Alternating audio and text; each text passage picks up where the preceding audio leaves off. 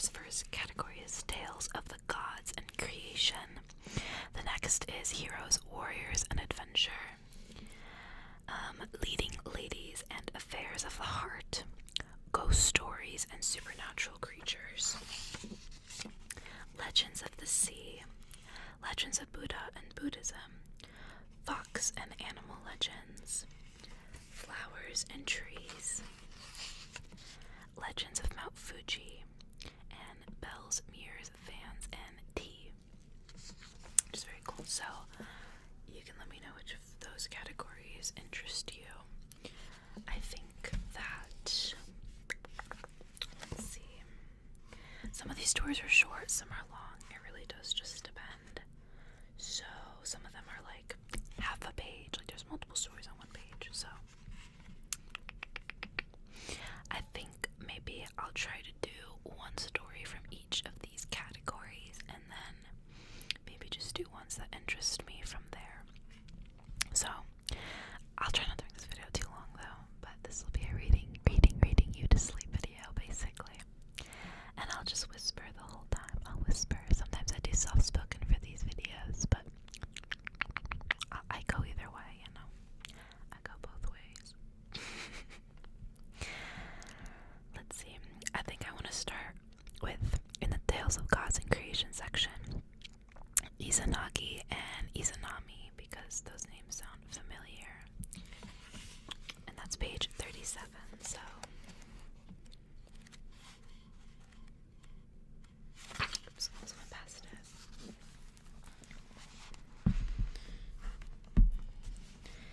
Izanagi and Izanami stood on the floating bridge of heaven and looked down into the abyss.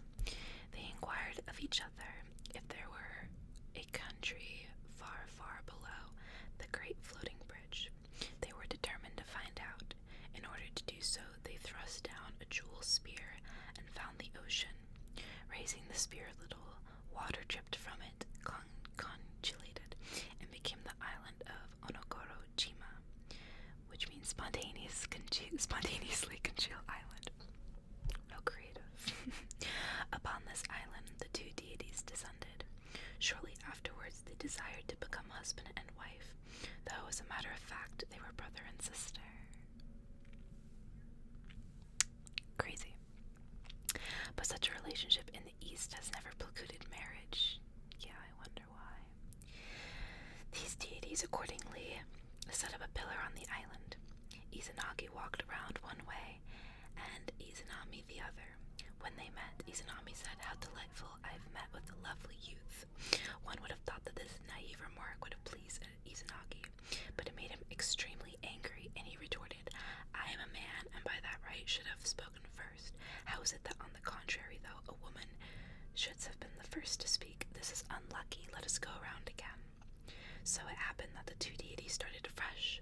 Once again they met, and this time Izanagi remarked, "How delightful, I have met a lovely maiden." Shortly after this very ingenious proposal, Izanagi and Izanami were married. Girl, really? That's who you want to marry? He's mad that you spoke first. The fuck? We just started. I need to stop. I'm already getting upset. I get it, different times, whatever.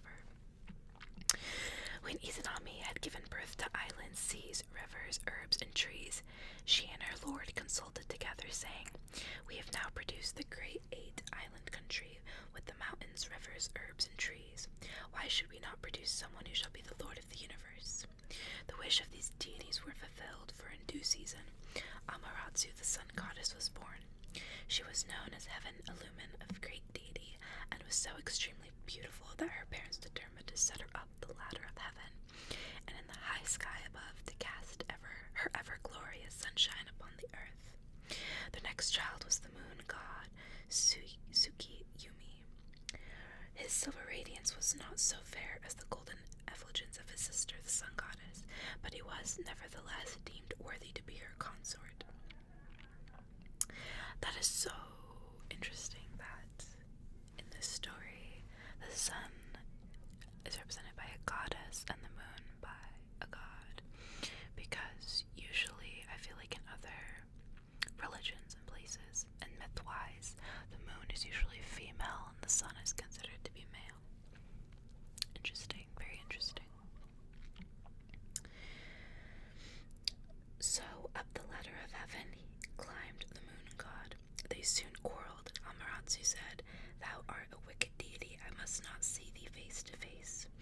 therefore separated by a day and night and dwelt apart. That's so real. Never want to see your eyes again. You can be day and I can be night. Or I guess opposite. You can be night and I can be day. The next child of Izanagi and Izanami was Susanoo, which means the impetuous male. We shall return to Susanoo and his doings later on, and content ourselves for the present with confining our attention to his parents. Izanami gave birth to the fire god Kagutsuchi. The birth of this child made her extremely ill.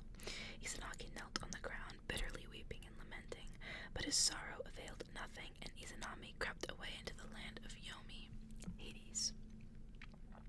Her lord, however, could not live without her, and he too went into the land of Yomi. When he discovered her, she said gleefully, or regretfully, "My lord and husband, why is thy coming so late? I have already eaten of the cooking furnace of Yomi. Nevertheless, I am about to lie down to rest. I pray thee, do not look at me." Izanagi, moved by curiosity, refused to fulfill her wish. It was dark in the land of Yomi, so he secretly took out his many-toothed comb, broke off a piece and lighted it. The sight that greeted him was ghastly and horrible in the extreme. His once beautiful wife had now become a swollen, festering creature. 8 varieties of the thunder gods rested upon her. The thunder of fire, earth, and mountain were all there leering upon him, and roaring with their great voices. Izanagi grew frightened and disgusted, saying, "I have come unawares to the hideous and polluted land." His wife retorted, "We didst thou not observe that which I changed to these? Now I am put to shame." Izanami was so angry with her lord for ignoring her wish and breaking in upon her privacy that she sent the 8 ugly females of Yomi to pursue him. Izanagi grew his sword and fled down the dark regions of the underworld. As he ran, he took off his headdress and flung it to the ground. It immediately became a bunch of grapes. When the ugly females saw it, they bent down and ate the luscious fruit. Izanami saw them pause and deemed it wise to pursue her lord herself. By this time, Izanagi had reached the even pass of Yomi. Here he placed a huge rock and eventually came face to face with Izanami. Oh my god. One would scarcely have thought that amid such exciting adventures, Izanagi would have solemnly declared a divorce. But this is just what he did do. To this proposal his wife replied, "My dear lord and husband, if thou say so, I will strangle to death the people in one day." This plaintive and threatening speech in no way influenced Izanagi, who readily replied that he would cause to be born in one day no less than 1,500. The above remark must have proved conclusive for when we next hear of Izanagi. He had escaped from the land of Yomi from an angry wife. My bad, I didn't mean to clock her like that. From an angry wife and from the 8 ugly females. After his escape, he was engaged in Gopua's oblations by the way of purification, from which numerous deities were born. We read in the Nihon Shoki after this, Izanagi, his divine task having been accomplished and his spirit career about to suffer a change, built himself an abode of gloom in the island of Ahaji, where he dwelt forever in silence and concealment. Oh, fuck him, guys. Damn. He a bitch for that.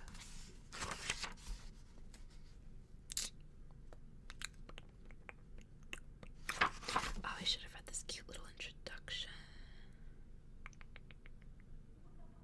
Oh, it's okay. It was just a little thing about Japanese mythology, because of Japanese myths. I'll read it the next time I read this book, if I do. There's this whole section on Japanese origins and whatnot, which is really cute. I like this. The sections are the prehistoric origins of Japanese society, the yaoi, focus on Sanai, Maruyama, the creation, Izanagi and Izanami, actually, because it's a key story. Focus on early literary resources, Amaterasu, the sun goddess, divine conflict. Focus on matriarchy in Japan, Susanoo, storm god, and the Izumu cycle, Susanoo and Okininushi, Saseri Hime. Focus on cultic centers, the foundation of the Yamato state, the origins of the Japanese state. Focus on Shinto, Jiso, the god of children, the dry bed of the river of souls, The Cave of the Children's Ghosts. Oh my god. The Fountain of Jisoo. Kwannon, Goddess of Mercy. Kwannon in Chinese myth, an incarnation of Kwannon. Kwannon the Mother. The 33 places sacred to Kwannon. Wow. Benton, Goddess of the Sea. The Gods of Luck. Daikoku. The 6 Daikoku. Ibisu, Hote. Thunder Beings. Raiden. The Thunder Animal. The Thunder Bird and Thunder Woman. Some supernatural beings like the Kappa. If you know Animal Crossing, you know a little bit about the Kappa already. And also if you watch anime and whatnot. The Tengu, the Mountain Woman, the Mountain Man, Zenin, Fire, Miraculous Lights, Baku, the Dragon. Animals in Japanese folklore like Inari, the Fox God, the Hare, the Badger, the Cat, the Dog, Birds, Crickets, and Cicadas, Dragonflies, Senamori and Shawan, Fireflies and Butterflies. So that was all like an intro to like a lot of the what would you call that? Just Japanese mythology introduction. That's basically what it is. I should kind of want to read that instead. I know it's a lot. I'll probably do that in its own video, just like an intro to Japanese mythology. And then there's a little intro to the Tales of God creation. Like there's an intro to each of the sections that I was reading you before. And yeah.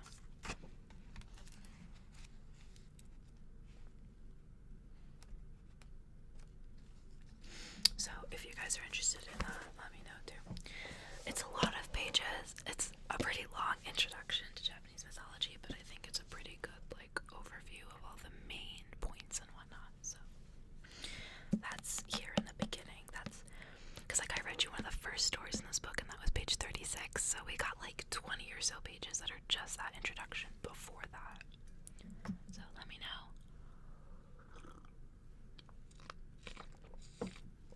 I'll be interested in doing a video focusing on Buddhist stories and like the Buddhist religion as well, because that's Buddhism and Hinduism have always intrigued me. Little backstory for me is I was raised Christian, Orthodox Christian actually, Greek Orthodox. And so that was very much the environment that I was raised in and used to, but I'm not really religious anymore. I would consider myself more spiritual. But I've always found myself kind of aligning with what I do know about Buddhism and Hinduism and stuff like that. So if I'm ever going on a spiritual journey, those are the two that I would definitely look at the most, I guess, if that makes sense.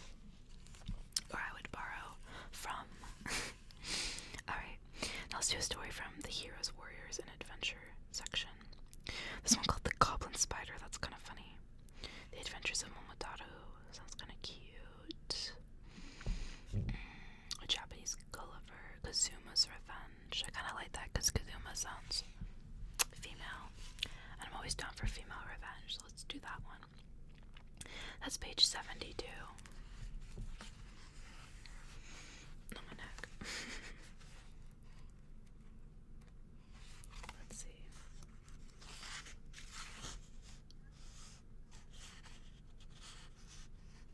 Sorry, I'm shocked because that story is like 4 pages. Never mind. Sorry, I'm trying to do short stories. I'm trying to do one story in each. They cannot be that long.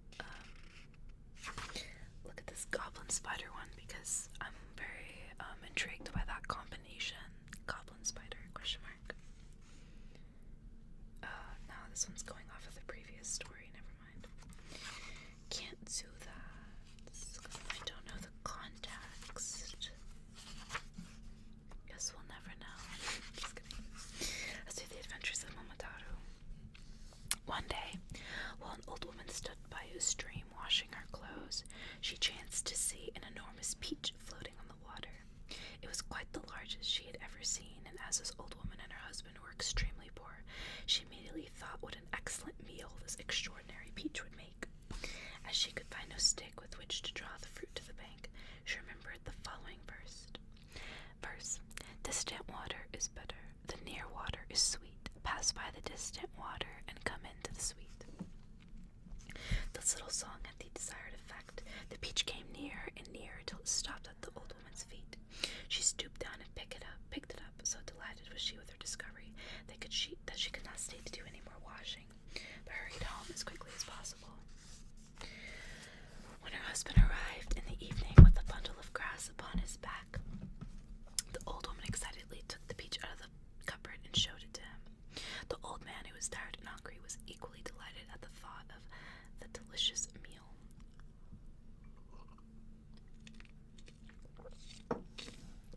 He speedily brought a knife and was about to cut the fruit open, when it suddenly opened of its own accord, and the prettiest child imaginable tumbled out with a merry laugh.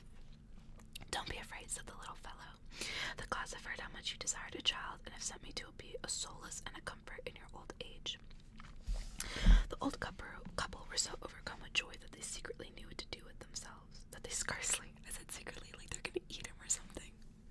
Sorry, I'd be like, I was hungry. What if I just like ate the child? Sorry. Each in turn nursed the child, caressed him, and murmured many sweet and affectionate words. They called him Momotaro, or son of a peach. See, that's one of the reasons why I chose this story, is because I had an idea of what Momotaro meant, because God, what is it called? One of my favorite like anime / mangas, I think it was the manga that I read, was Wedding Peach, and so she was called Princess Momo. It was Momo something, I can't remember, but it meant peach. Her whole theme was peach. So when I saw Momotaro, I was like, oh, that sounds familiar. But yeah, I love Wedding Peach. If you know Wedding Peach, you're a G. I remember being so upset because I don't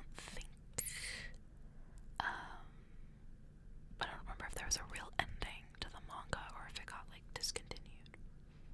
I just remember having an incomplete feeling. I think the library I went to didn't carry the full series, so I was left on a cliffhanger. I don't know. When Momotaro was 15 years old, he was a lad far taller and stronger than boys of his own age.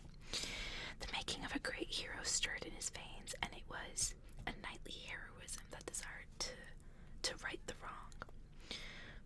One day, Momotaro came to his foster father and asked him if he would allow him to take a long journey to a certain island in the northern eastern sea, where dwelt a number of devils who had captured a great company of innocent people, many of whom they ate. Their wickedness was beyond description, and Momotaro desired to kill them, rescue the unfortunate captives, and bring back the plunder of the island that he might share it with his foster parents. The old man was not a little surprised to hear this daring scheme. He knew that Momotaro was no common child. He had been sent from heaven, and he believed that all the devils in the world could not harm him. So at length the old man gave him consent, saying, "Go, Momotaro, slay the devils and bring peace to the land." When the old woman had given Momotaro a number of rice cakes, the youth bade his foster parents farewell and started out upon his journey. I mean, they're not really foster parents, they're more like his adopted parents, but I'm assuming that was like a slight mistranslation. There's one of his stories. I guess I could read it. While Momotaro was resting under a hedge eating one of the rice cakes, a great dog came up to him, growled, and showed his teeth. The dog, moreover, could speak, and threateningly begged that Momotaro would give him a cake. "Either you give me a cake," he said, "or I will kill you." When, however, the dog heard that the famous Momotaro stood before him, his tail dropped between his legs, and he bowed with his head to the ground, requesting that he might follow the son of Peach and render to him all the service that lay in his power. Momotaro readily accepted the offer, and after throwing the dog half a cake, they proceeded on their way. They had not gone far when they encountered a monkey, who also begged to be admitted to Momotaro's service. This was granted, but it was some time before the dog and the monkey ceased snapping at each other and became good friends. Proceeding upon their journey, they came across a peasant. Now the innate jealousy of the dog was again awakened, and he ran forward and tried to kill the bright-plumed creature. Momotaro separated the combatants, and in the end the peasant was also admitted to the little band, walking decorously in the rear. At length, Momotaro and his followers reached the shore of the northeastern sea. Here our hero discovered a boat, and after a good deal of timidity on the part of the dog, monkey, and peasant, they all got aboard, and soon the little vessel was spinning away over the blue sea. That's cute. Damn, I didn't realize he found all of them before he even got to the island. After many days upon the ocean, they sighted an island. Momotaro bade the bird fly off, a winged arrow to announce his coming, and bid the devils surrender. The peasant flew over the sea and alighted on the roof of a great castle and shouted his stirring message, adding that the devils, as a sign of submission, should break their horns. The devils only laughed and shook their horns and shaggy red hair. Then they brought forth iron bars and hurled them furiously at the bird.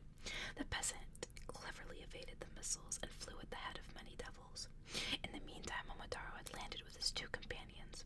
He had no sooner done so than he saw two beautiful damsels weeping by a stream, as they wrung out blood-soaked garments. "Oh," said they pitifully, "we are daughters of Deimos, and we are now the captives of the demon king of this dreadful island.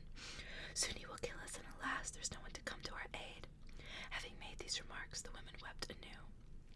"Ladies," said Momotaro, "I have come for the purpose of slaying your wicked enemies. Show me a way into yonder castle."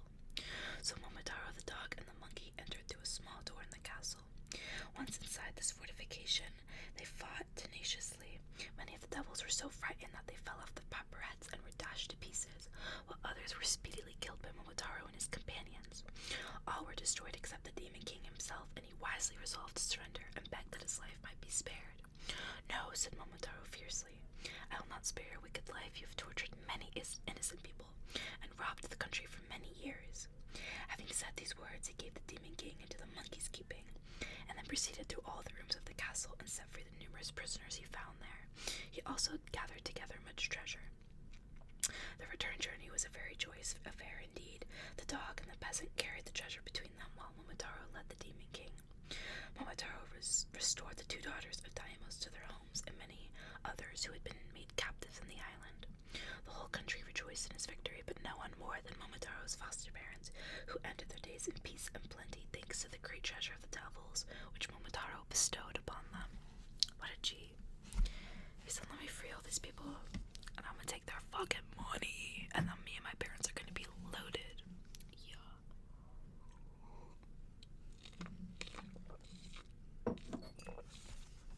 It's pretty epic, I'm not gonna lie. Let's see.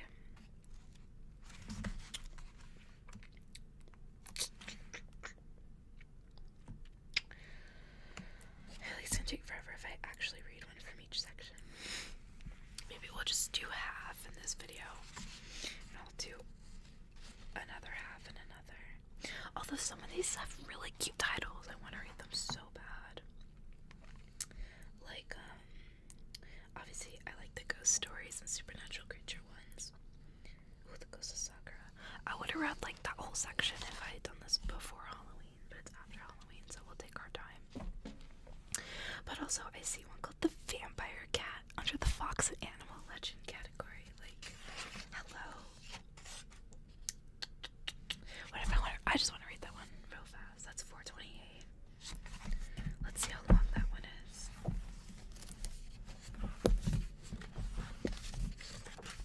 I do what I want.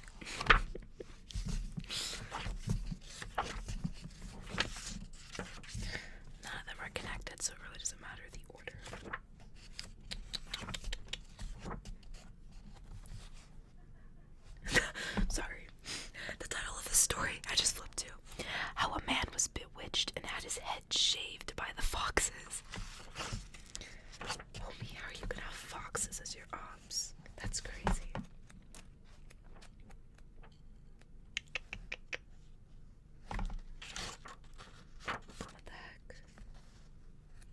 Where's the vampire cat? What? It's not on the page it said it would be.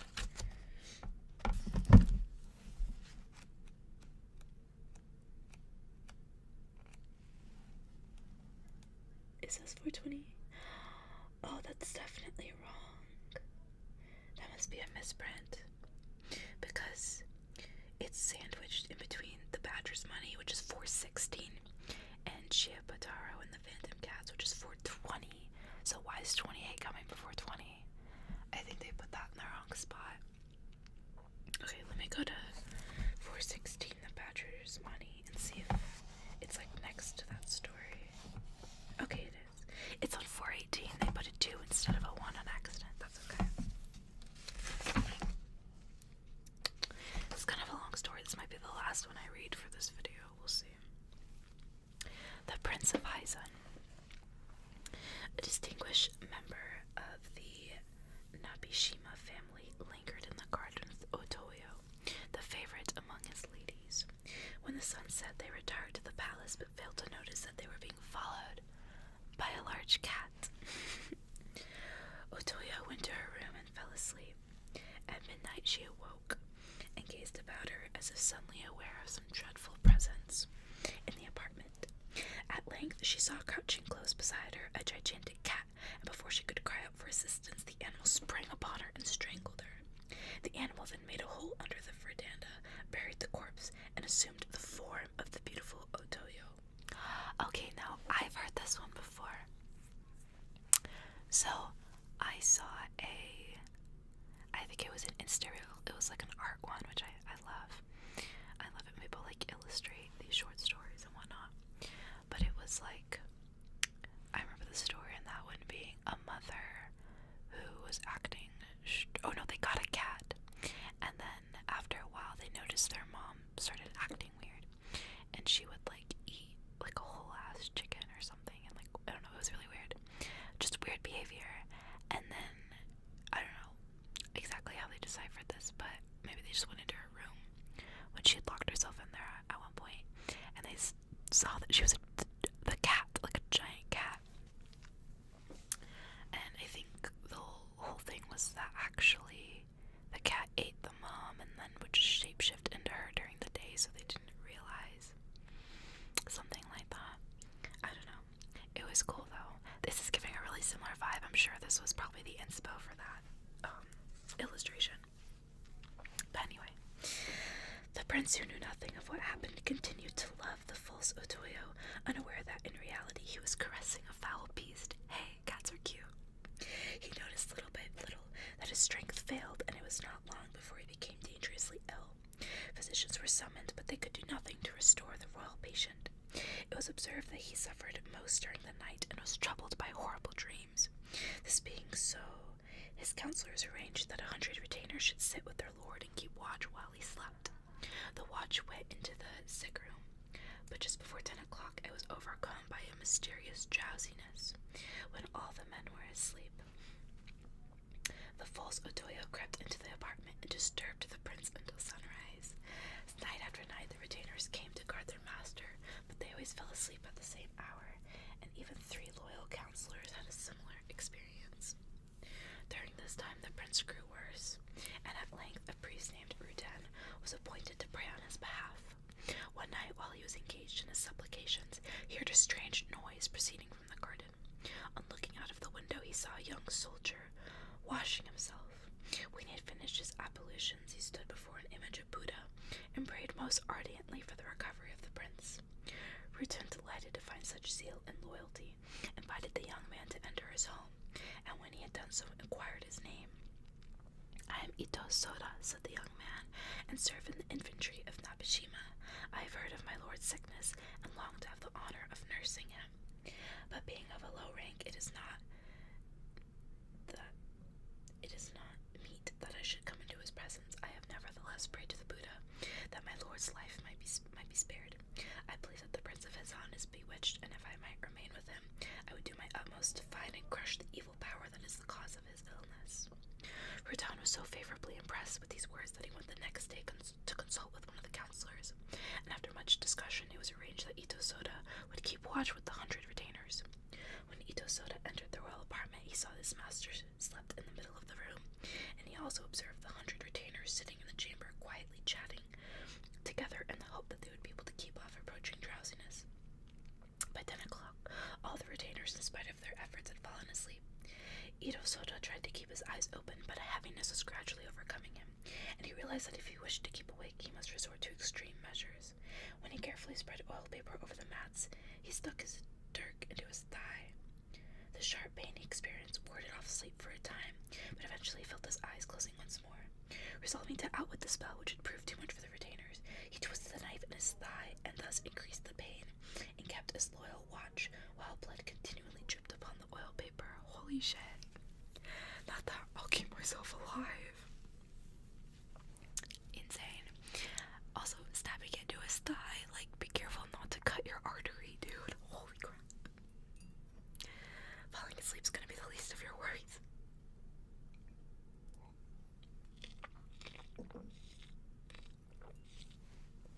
While Ito Soda watched, he saw the sliding doors draw open, and a beautiful woman creep softly into the apartment. With a smile, she noticed the sleeping retainers, and was about to approach the prince when she observed Ito Soda. After she'd spoken curtly to him, she approached the prince and inquired how he fared, but the prince was too ill to make a reply. Ito Soda watched every movement and believed she tried to bewitch the prince, but she was always frustrated in her evil purpose by the dauntless eyes of Ito Soda, and at last she was compelled to retire.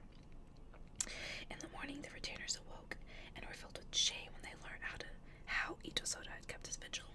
The counselors loudly praised the young soldier for his loyalty and enterprise, and he was commanded to keep watch again that night. He did so, and once more the false Otoya entered the sick room, and as on the previous night, she was compelled to retreat without being able to cast her spell over the prince.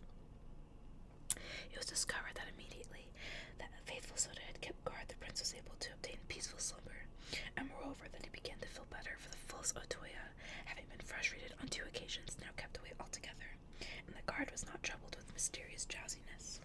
Soda, impressed by these strange circumstances, went to one of the counselors and informed him that the so-called Otoya was a goblin of some kind.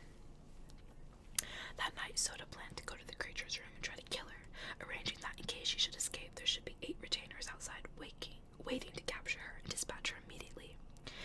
At the appointed hour, Soda went to the creature's apartment, pretending that he bore a message from the prince.